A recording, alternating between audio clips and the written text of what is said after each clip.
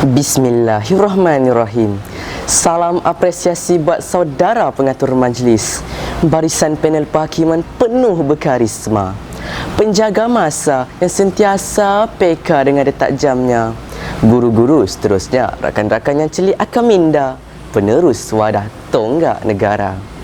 Assalamualaikum warahmatullahi wabarakatuh.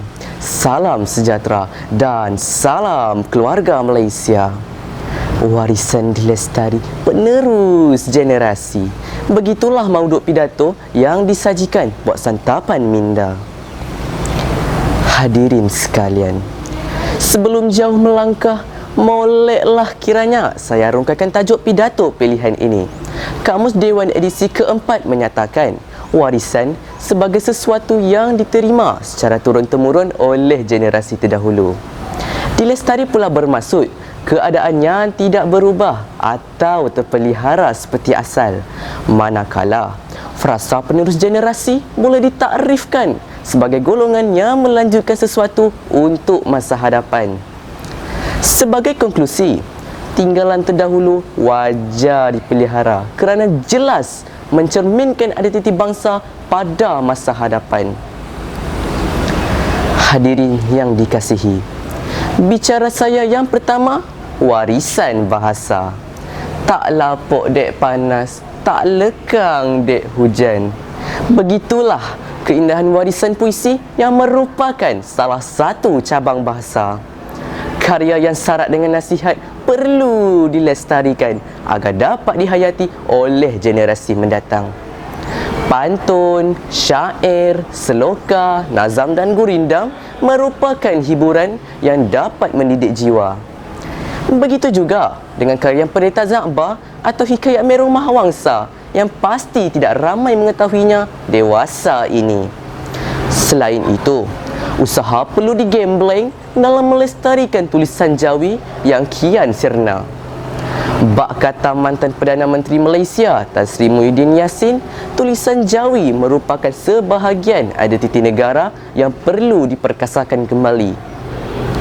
Jika dahulu anak-anak kecil diperkenalkan dengan surat khabar Jawi, namun kini ia seakan tenggelam di arus pemodenan.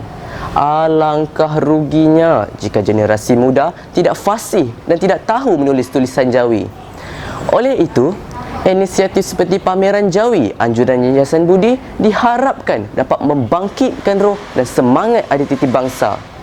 Kempen melalui media massa, papan-papan tanda dan sebagainya juga harus dipergiat demi mengukuhkan akar warisan kita. Warga Dewan yang dimuliakan, terus bukakan minda dengan fokus kedua saya. Sebagai negara majmuk, Malaysia juga kaya dengan warisan adat dan budaya. Contohnya, adat semasa kelahiran, perkahwinan dan perayaan. Dalam pada itu, terdapat pelbagai juadah, pakaian, tarian dan permainan tradisi harus dilestarikan. Dapatan daripada Malaysia Travel 2018 menyatakan terdapat pelbagai jenis kraftangan Malaysia yang jelas menonjolkan identiti negara. Seni kayu, anyaman tangan, batik, songkit, puak kumbu, tekstil dan sebagainya perlu terus dilestarikan.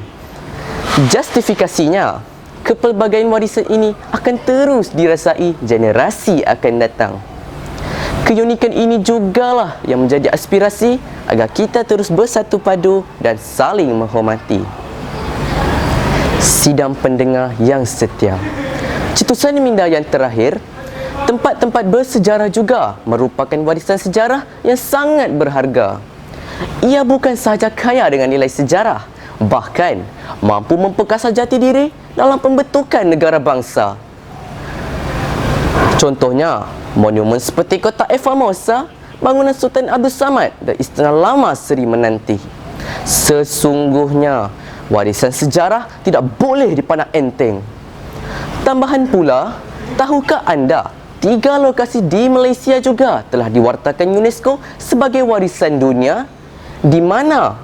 Nah, Melaka yang dikatakan telah berkembang selama 500 tahun sebagai pusat perdagangan antarabangsa.